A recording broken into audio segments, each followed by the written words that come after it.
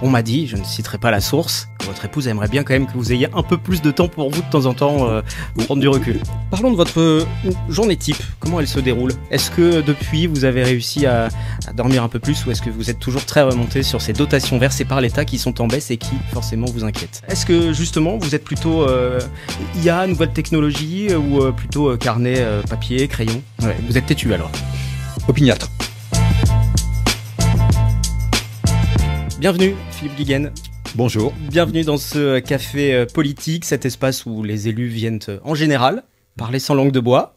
On verra en fin d'émission comment vous arrivez à vous livrer à la fois sur votre parcours et puis côté politique aussi, puisque on parlera forcément des différents enjeux et des différents dossiers avec vous, qui êtes maire d'Éclé-sous-Bois. Vous en avez été aussi premier adjoint. Vous êtes conseiller communautaire à Saint-Quentin en Yvelines, délégué à l'enseignement supérieur, au marché public également. Au printemps, c'est-à-dire qu'il n'y a pas très longtemps, il y a 2 mois, on vous a entendu pousser un vrai coup de gueule sur les dotations. On va rentrer dans le dur politique tout de suite. Est-ce que depuis, vous avez réussi à dormir un peu plus ou est-ce que vous êtes toujours très remonté sur ces dotations versées par l'État qui sont en baisse et qui forcément vous inquiètent? Alors, un coup de gueule, effectivement, c'était pas le premier, hein, puisque ça fait de nombreuses années que l'on voit que pour certaines communes, dont la commune d'Éclé-sous-Bois, il y a une décroissance qui, pour moi, devient totalement inadmissible au niveau des dotations de l'État. Alors, depuis, heureusement pour moi, à titre personnel, j'ai pu dormir, mais les difficultés demeurent et je crains qu'au regard de la situation économique de notre pays et des nouveaux efforts qui vont être demandés aux communes, les mois et les années à venir ne vont pas être beaucoup plus faciles pour des communes comme la mienne. Si on donne un exemple concret, un projet que vous avez peut-être dû arrêter, mettre en suspens sur la commune? Alors, si on donne des exemples chiffrés, parce que, effectivement, moi, je suis maire d'Éclé, mais à l'origine, je suis pas du tout un politique. Hein, je suis un homme de l'entreprise. Un gestionnaire. Je suis un gestionnaire, un homme de l'entreprise. Donc, un exemple concret, cette année, avec le fameux DILICO, le dispositif de lissage conjoncturel, qui a un nom remarquable. Par contre, les conséquences sont dévastatrices pour un certain nombre de communes. Moins de 2000 communes vont être assujetties à ça. Pour l'Éclé-sous-Bois, c'est l'équivalent de 300 000 euros de recettes en moins. Si on ajoute au fait qu'on a baissé notre DGF de près de 300 000 euros également, on est proche des 600 000 euros. 600 000 euros, c'est ni plus ni moins que l'équivalent de 4 points de fiscalité. Il est évident que 4 points de fiscalité avec ce qui se passe à l'heure actuelle sur le pouvoir d'achat et en plus comme la seule ressource pour une commune est la fiscalité foncière, je ne souhaite pas du tout imposer systématiquement les mêmes personnes, donc j'ai dû faire des choix. 600 000 euros, c'est l'équivalent de 2 années d'entretien des écoles. Bien entendu, on va continuer à entretenir, mais ça veut dire qu'on doit faire des choix réguliers un petit peu partout. Mais il va y avoir une limite. Je vais reprendre une phrase de mon collègue et ami le maire de Montigny, Laurent Merker, qui un jour a titré, je crois que c'est sur son journal municipal, « Nous tenons encore, mais jusqu'à quand ?» Et on peut le comprendre aussi que ce sujet-là vous inquiète particulièrement, puisque vous l'avez dit, vous êtes un gestionnaire, vous avez un profil de gestionnaire, vous venez du privé. Je reviens sur ce parcours professionnel. Vous étiez dans l'industrie de défense. Aujourd'hui, c'est une autre forme de combat. Est-ce que du coup, on gère une mairie comme on gère une entreprise ? Alors, on ne gère pas une mairie comme on gère une entreprise, mais on doit avoir les mêmes réflexes, c'est-à-dire de rechercher toute la solution optimum. Dans une entreprise, l'objectif, c'est de faire du business, c'est de faire du résultat. Dans une mairie, c'est de dépenser au mieux pour l'intérêt général les ressources que l'on a. Donc, on doit avoir exactement les mêmes réflexes. C'est pour ça que dans ma municipalité, et depuis que je suis maire, mais également en tant qu'adjoint en finance au préalable, le budget est un exercice très très important dans lequel je demande à tous les services, et ma première adjointe aujourd'hui également en charge des finances demande la même chose, c'est-à-dire de se remettre en question tous les ans pour aller chercher toutes les pistes d'économie possibles. Parce que, à la différence de l'État, dans une commune, nous devons voter nos budgets en équilibre et nous ne pouvons pas dépenser les recettes que nous n'avons pas au niveau de notre fonctionnement. À aucun moment, vous vous êtes dit, si on tourne du côté un peu plus personnel, il faut que je prenne une petite pause? Il y a toujours eu cette volonté. Après avoir travaillé dans l'économie, vous vous êtes dit, je veux m'impliquer pour ma commune. Alors, pas de pause, pas de repos pour vous.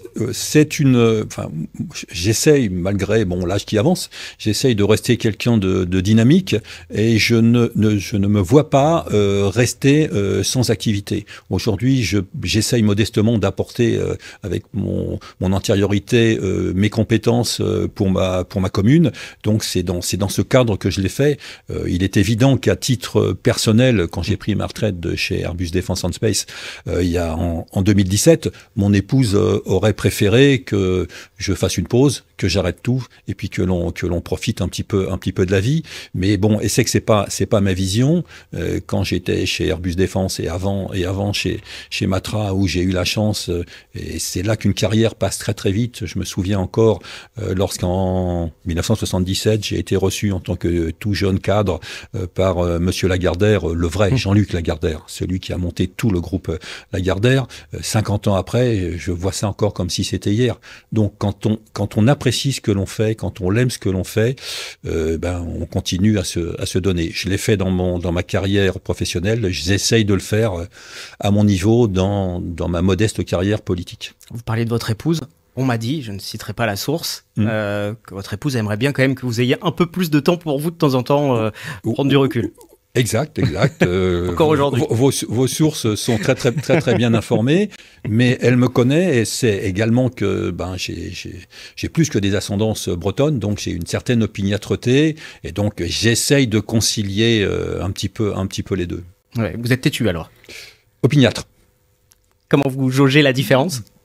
Têtu, c'est un petit caractère un petit peu péjoratif, alors que opiniâtre, c'est l'objectif d'avoir un justificatif de notre positionnement. Vous avez toujours une bonne raison pour faire ce que vous faites. Voilà, mais par contre, j'essaye toujours de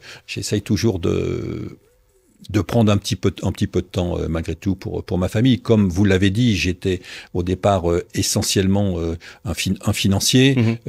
Dans la carrière politique, il ne faut pas être que financier, parce qu'il faut à partir des finances être à même de prendre des décisions qui sont des décisions pas toujours faciles à prendre, mais pour l'intérêt général. Et il n'y a pas que l'aspect financier qui compte, il y a aussi l'aspect humain. Oui, il y a l'aspect social, effectivement, d'aider. On le sait bien en ce moment, en ces temps, les difficultés sont grandes pour tout le monde et c'est difficile, d'autant plus de faire des coupes budgétaires de manière aveugle sans penser au social. Tout à fait. Tout à fait.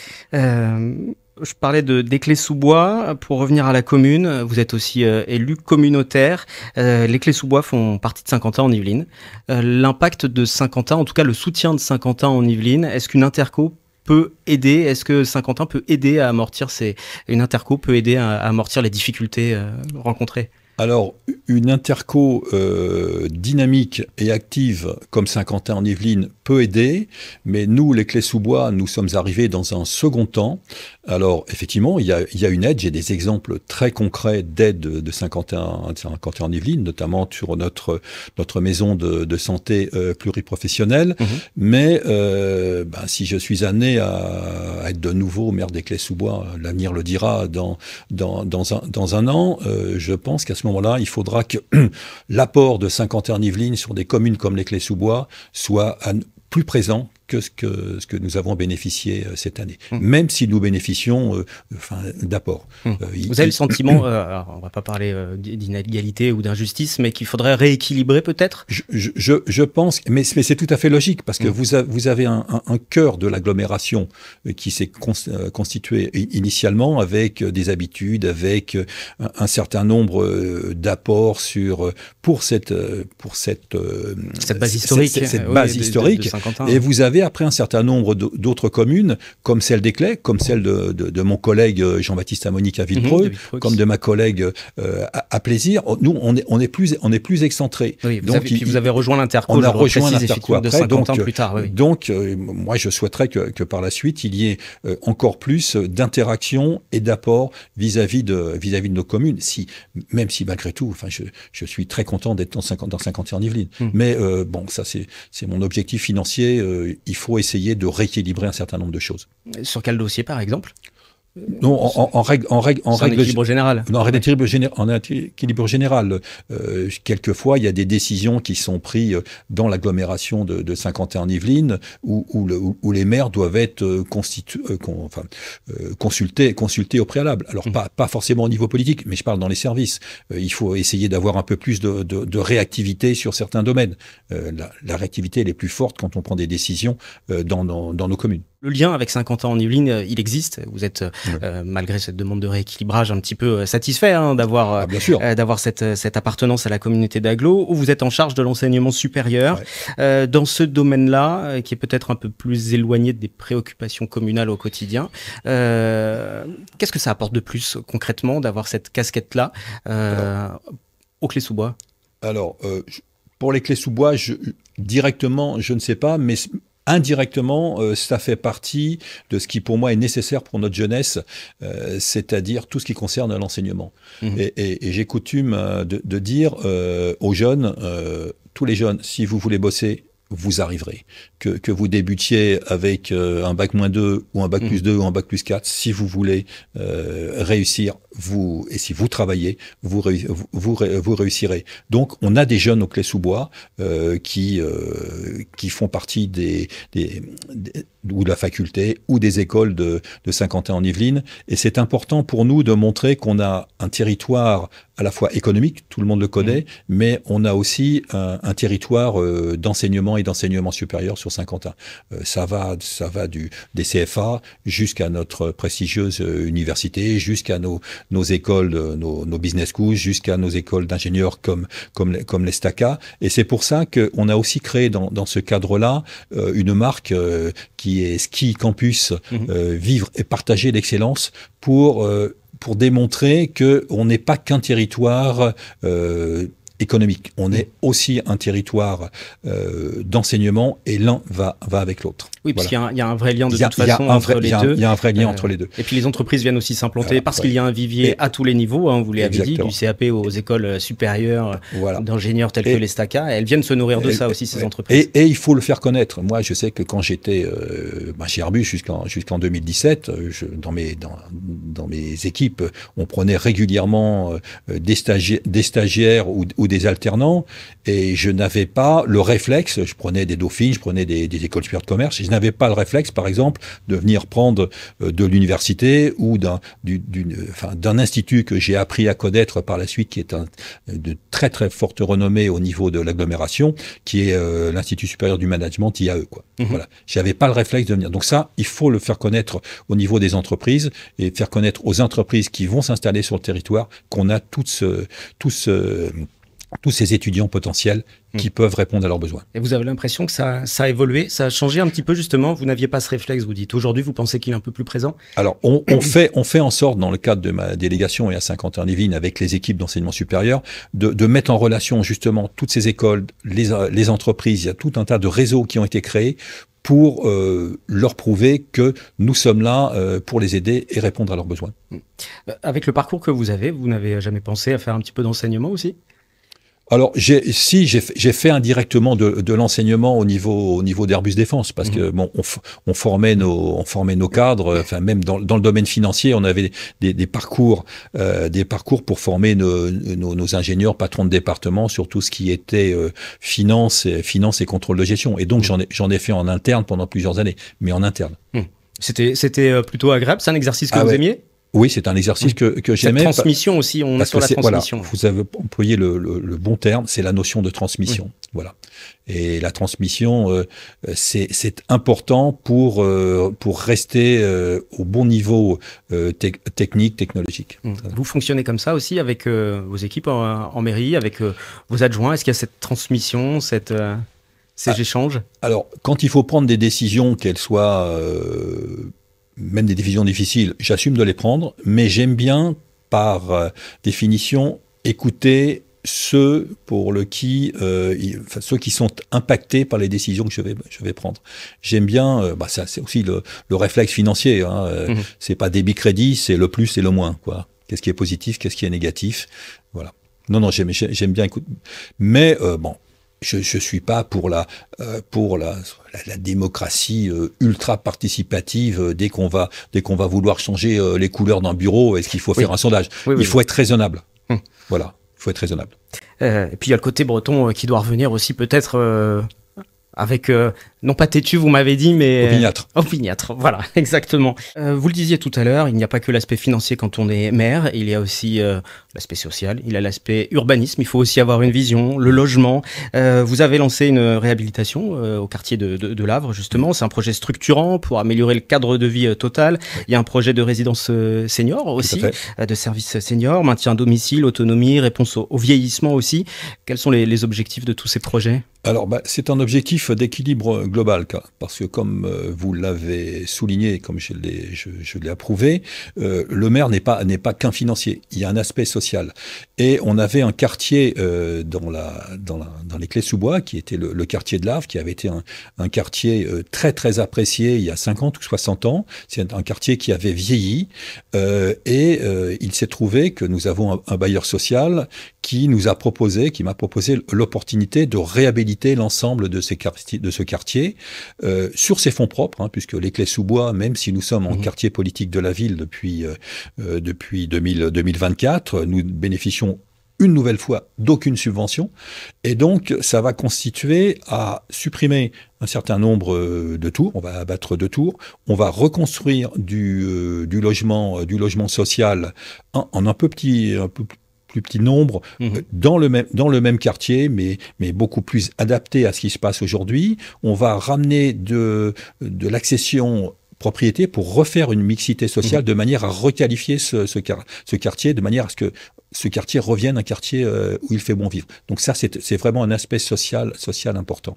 Voilà. Et comment on mixe justement cette densification presque obligatoire, la qualité de vie Alors, c'est un projet global qui nous a été proposé par le bailleur, je vais le citer, qui est le GIREP, qui, pour financer toute cette requalification, bien entendu, nous avons accepté qu'il puisse reconstruire de l'accession à la propriété de manière à financer cette partie et puis présenter un équilibre global. Alors c'est pas sur 10 hectares, mais c'est une requalification où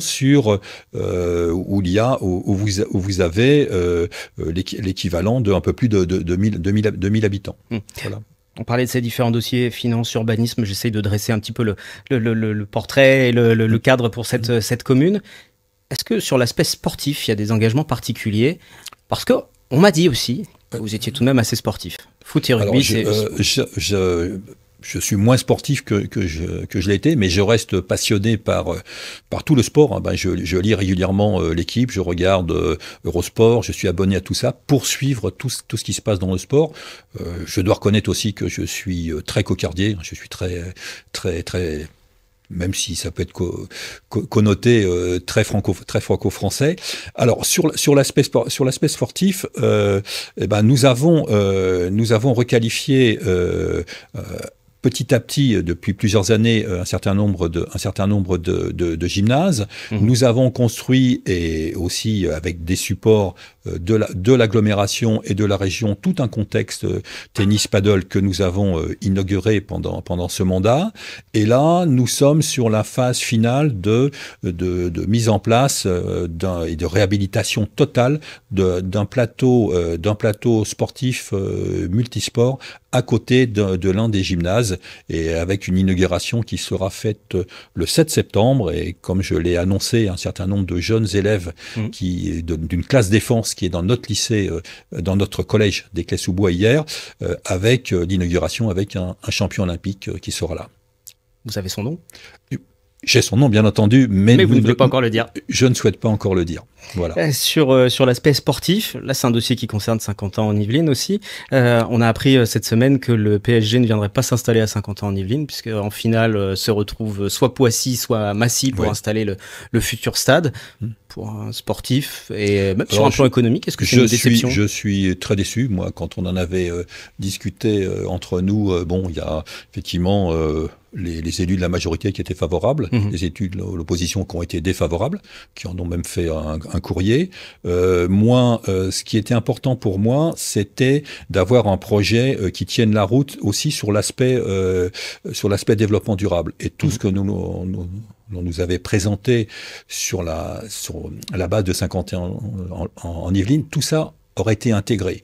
Et en plus, se passer aujourd'hui d'un investissement sur une agglomération comme 51 en Yvelines de plus d'1 milliard d'euros, personnellement, je suis pas satisfait, je suis très déçu. Alors, j'espère, comme je suis yvelinois avant tout, que ça sera chez notre collègue de Carl Olive à Poissy. Oui, qu'on l'imagine fera tout pour que le PSG soit à Poissy. Et je le souhaite, mais j'aurais vraiment souhaité que ça soit sur l'agglomération de 51 en Yvelines. Parlons de votre journée type. Comment elle se déroule? Levé à quelle heure? Comment se passe le quotidien du maire d'Éclay? Je me lève en général relativement tôt, 7h, 7h30, parce que je ne me couche jamais avant minuit. Voilà, donc, et puis, sur toute une journée, je passe quasiment tous les jours à la mairie, sauf quand je suis en période de congé. Et le soir, ça peut être tard le soir, en fonction des activités, des rencontres avec la population, des différentes réunions. Vous avez évoqué tout à l'heure que j'aimais le sport, donc quand il y a des matchs du rugby, quand il y a le Tour de France, j'essaye de revoir en différé un certain nombre de choses le soir. Donc pour souffler, c'est un peu de sport. Alors pour souffler, c'est un peu de sport. Et puis, c'est aussi me tenir au courant de tout ce qui se passe sur l'aspect économique, sur l'aspect politique. J'ai dit tout à l'heure que moi, je suis rentré dans le groupe Matra avec monsieur Jean-Luc Lagardère en 1977. Donc, j'ai une radio que j'écoute, que j'ai toujours écoutée, qui s'appelle Europe numéro 1. Voilà. Qui est la radio Europe numéro 1, vous précisez bien, effectivement. Qui était la radio de Jean-Luc Lagardère. Est-ce qu'au Clé-sous-Bois, il y a un endroit où vous aimez vous promener plus particulièrement et peut-être incognito aussi, et avoir un peu de tranquillité et ne pas échanger? Non, alors bon, moi j'habite dans le centre d'Éclay, mais j'essaye d'aller un petit peu dans tous les quartiers. C'est le rôle d'un maire aussi d'essayer de ne pas privilégier un quartier, sachant que les habitants eux-mêmes ont toujours l'impression qu'on fait plus pour les autres quartiers. Oui. Voilà. Donc, j'essaye de me promener le plus possible à pied. Bon, tout le monde connaît le parc de Diane d'Éclay.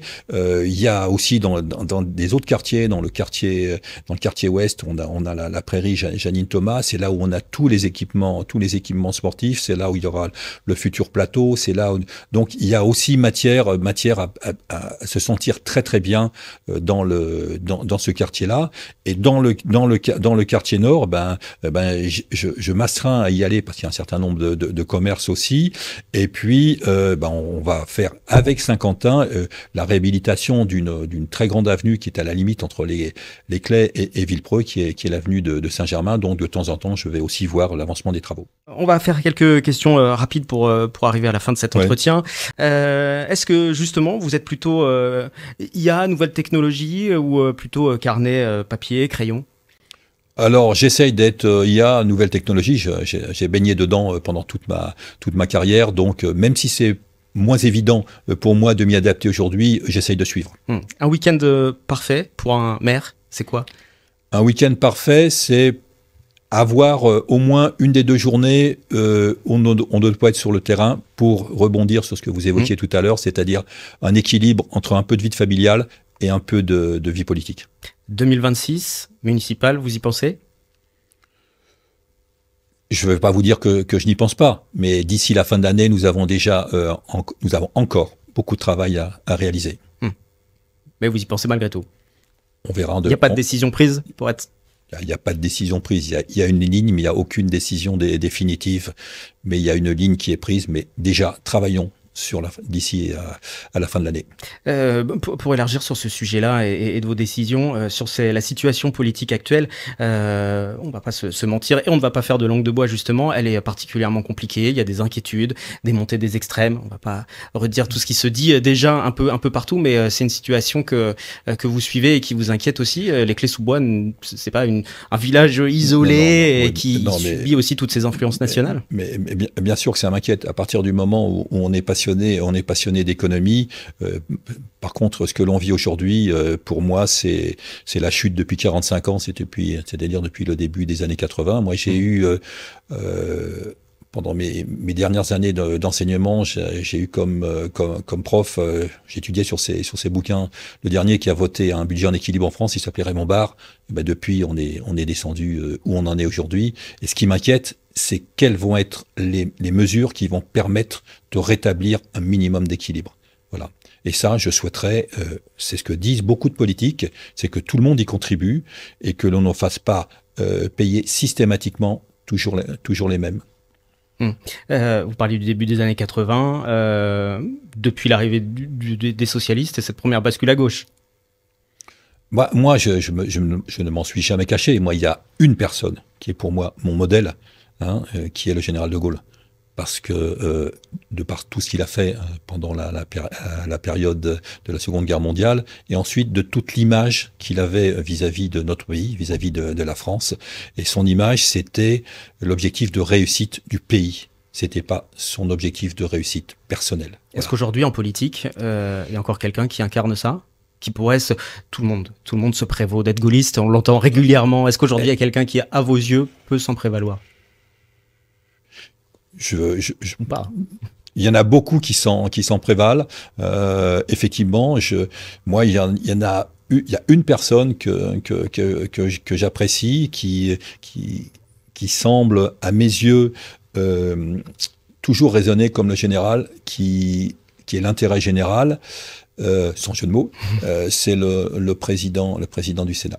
Très bien. Merci beaucoup, Philippe Guillen. On va terminer par un mot à destination peut-être des Cléssiens, des habitants de votre commune, Cléssiens, Cléssiennes. Ouais. Vous leur dites quoi aujourd'hui ? Vous avez envie de leur dire quoi ? Je veux leur dire qu'il faut toujours s'accrocher, croire en un avenir meilleur. Et puis moi, tant que je serai maire des Clés-sous-Bois, j'essaierai d'œuvrer au maximum pour eux. Même si je sais que je ne ferai pas l'unanimité, parce que dans une décision, il y a ceux qui apprécient, il y a ceux qui n'apprécient pas, mais j'essaierai de faire en sorte qu'un maximum apprécie. Et ça, vous l'avez dit, vous l'assumez aussi, cette prise de décision quand il faut les prendre. Je l'assume. Merci beaucoup, Philippe Guillen, invité donc de ce Café Politique. Je vous en prie, et merci de m'avoir reçu.